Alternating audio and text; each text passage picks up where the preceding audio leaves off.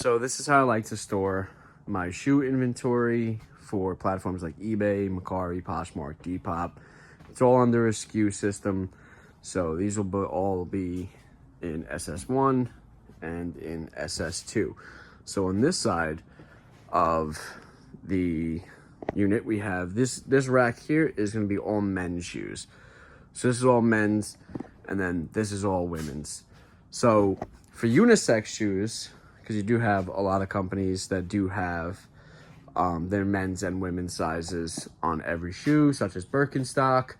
I believe Echo is one of them, maybe not, but you will have that where you'll have a unisex size shoe. So what I do with those is, depending on the size, like if you have a pair of Birkenstocks, women's size 9, men's size 7, I list those as women's because the size appeals to a higher demographic of people, so I put them in there. So whatever I list them as in size range, I put those into whichever gender. So if it's a better size for men's, I put it into the men's section. If a better size for women's, I put it into the women's section, and I list it as that. I will include both gender sizes in the listing, but I list it under the category of either men's or women's, depending on the size. So with that, there'll be usually more shoes here. Like I do have these bins over here that are full of shoes right now that I just haven't gotten a chance to put away yet. They are pictured, they are listed. I just haven't gotten them into the storage system yet. So majority of these are going to be pre-owned. I do have some new in-box shoes here. There are some new shoes in here as well. They just don't contain the boxes. So I have like that. There's really no system for condition. It's just all shoes, just men's and women's. There's no size. It's just the way that I go. And then I just go based off of the writing on there. So you have like Allbirds, Wool Runners, Women's 7, and Blue. I do obviously verify.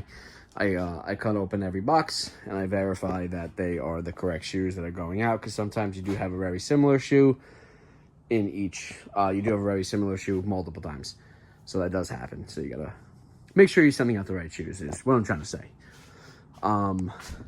There are better ways to do this, and I'm sure other people have more efficient systems in the space that they're provided with.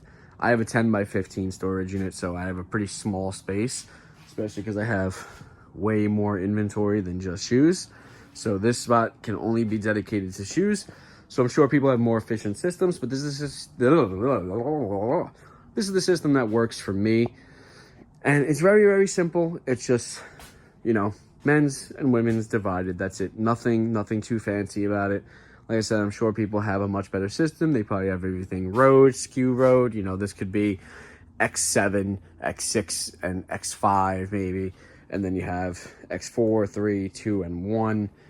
So there's stuff like that. So there could be a better system, but this is very simple for me and makes it very easy to pull my orders again, especially because I only have a dedicated 2 sections for this style of inventory. That's because I sell a little bit of everything. So I don't only sell one type of inventory. I don't only sell shoes.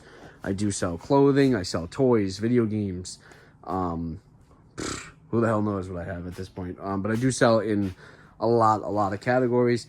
So I do have to keep all my stuff kind of spaced out. Like I do have hard goods bins. And that'll be for another video. I'll explain this system. Like everything is numbered and lettered. That's majority clothing to that side, and then you have all your hard goods to this side.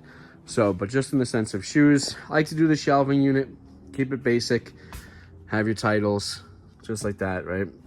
And they're all pretty much pre-packaged. Sometimes I do have to take them out of the priority boxes to put them into a regular box for ground advantage, but for the most part, I do ship priority, so they just stay within these priority boxes, whether they be cubic or not. They can stay in the priority boxes themselves because it's both priority. Then I have my big old stack of priority boxes and a bunch more there, so that'll be prepped up for tomorrow to get those in. But this is just pretty clear. If you're looking for a storage system on how to do shoes, I suggest getting some shelving racks. I have these 2 specifically just because people at my storage facility actually gave these to me because they were moving out. And they were like, hey, do you need a shelf? And I was like, yeah, I'll take it. So I got both of these for free. That's why they don't look the same. I do like this one more, but this one does the trick as well. So get a couple shelving units, just a really easy way to store your shoes. I think I have 140 shoes listed. So that's all here. So that's pretty much to tell you like how much they can actually handle. So we're at about 140, but I do have about 15 pairs that aren't on the shelves yet. But I could probably fit about 170 altogether from what I've had in the past. So you can get about 170. So if you have a smaller store, you may not require this type of separation. You may not require 2 shelves. You can have 1 shelving unit split down the middle, and then have like women's and have men's. But yeah, that's pretty much it. If you have any questions, feel free to drop them in the comments, and I'll be sure to address them for you. And if you want to see any other type of video about storage systems or anything like that, let me know, and I'll make it happen. I'll get some ideas going, and I'll do another video on my storage bin system probably next week. Appreciate y'all. Much love. Peace.